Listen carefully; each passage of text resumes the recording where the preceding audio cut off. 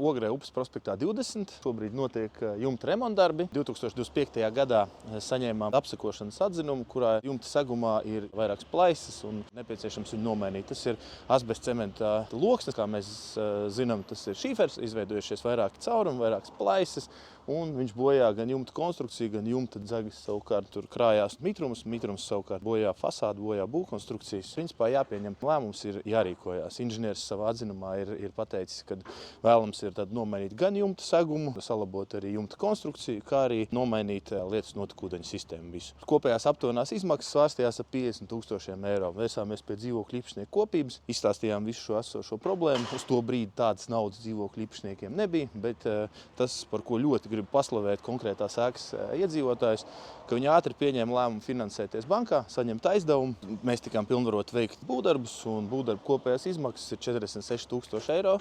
Dzīvokļu īpašnieki visi 8 nobalsoja par. Uz šo brīdi pie rēķina ik mēnesi viņi saņem dzīvojamā kvadrātmetra eiro 17 tā maksa, ko viņi maksā. Kopā tas sanāks aptuveni 10 gadi, viņiem būs šis līgums ar Svetbanku. Gribu to minēt vienkārši kā piemēru arī pārējām dzīvokļu īpašnieku kopībām Ogrē, kad viņi saprata situāciju, saprata problēmu, saprata, ka šos darbus nevar atlikt, tāpēc, ka tas bojā ēkas gan jumta konstrukciju, gan pašas būvkonstrukcijas ēkā. Pieņēma lēmumu, rīkojās, top jauns jumts.